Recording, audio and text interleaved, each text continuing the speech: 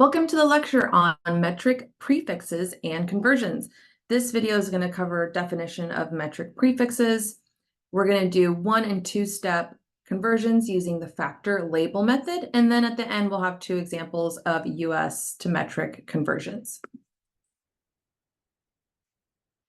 So if you're taking notes, as you should be, this is the conversion table for metric units.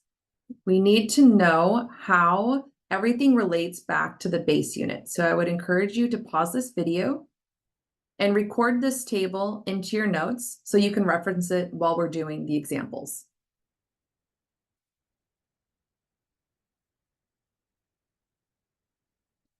So let's look at this example, a one-step factor label method problem where we're going to convert 3.2 liters into milliliters.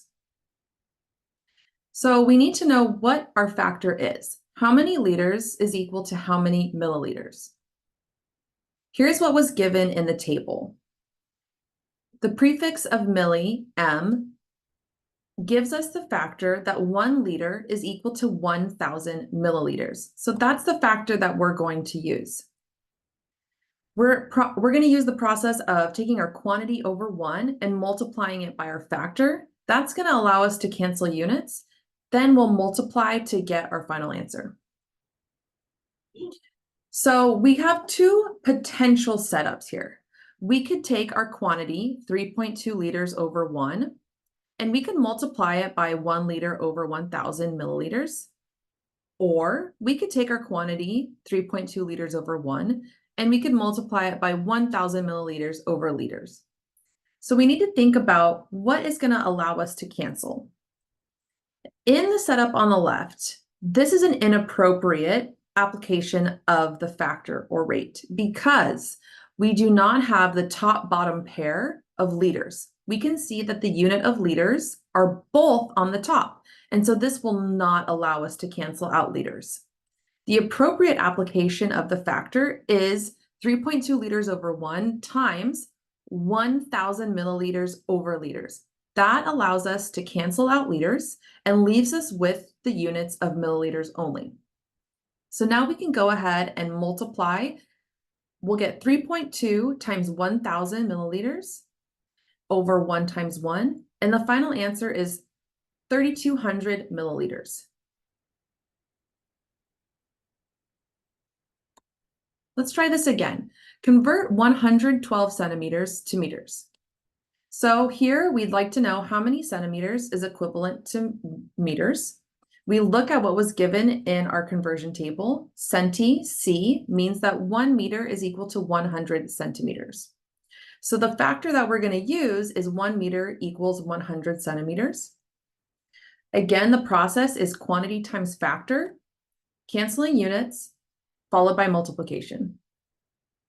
So here are our 2 options, just like before. We could set this up in one of 2 ways. On the left, we have both centimeters on top. So this is an inappropriate setup because it won't allow us to cancel out the unit of centimeters. The correct setup is 112 centimeters over 1 times the rate or factor of 1 meter over 100 centimeters. So here, when we have the top bottom pair of centimeters, we can cancel and we will have only meters remaining. Let's multiply straight across 112 times 1 meter over 1 by 100, and we'll get 112 meters over 100. Let's divide 112 by 100, and we'll end up with 1.12 meters.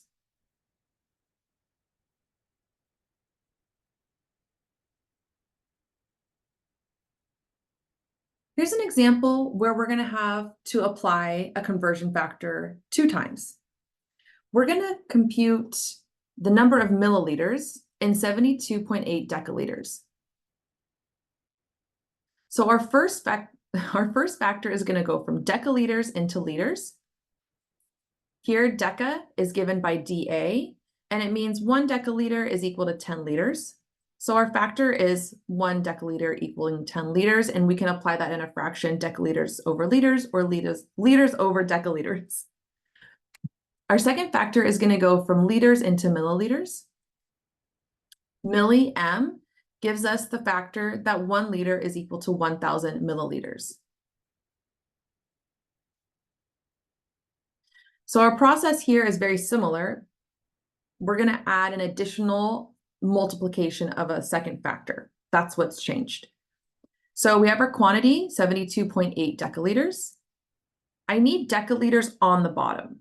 So here I'm going to set up my factor of 10 liters on top and 1 deciliter on the bottom. And this way, I'm going to have my deciliters cancel. That was the application of the first factor. So now we're applying the second factor, 1,000 milliliters over 1 liter. And again, having liters on the bottom allows us to cancel out liters, and it leaves us with milliliters, which is exactly what we want. So I multiply straight across 72.8 times 10 times 1,000, and the surviving units on top are milliliters. On the bottom, no units are left, which is good. So we just have 1 times 1 times 1. So we get 728,000 milliliters as our final answer.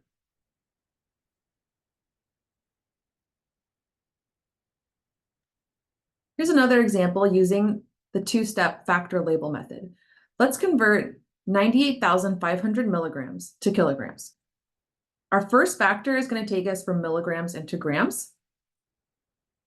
From our table, we see that our factor is 1,000 milligrams equaling 1 gram. And our second factor is going to go from grams to kilograms.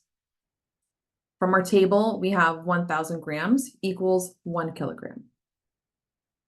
We're going to apply the same process. Quantity times factor 1 times factor 2, cancel our units and multiply. Our quantity is 980.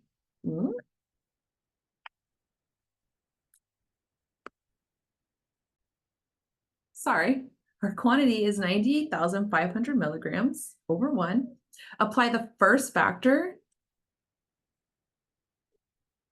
That's going to allow us to cancel milligrams. So I'm going to use the factor 1 gram per 1,000 milligrams. Again, making sure that I have top-bottom pairs to cancel out milligrams, leaving us with just grams. So next I'll apply my second factor, and that's going to give us the cancellation of grams. So we need to make sure that grams is on the bottom in this case. 1 kilogram per 1,000 grams.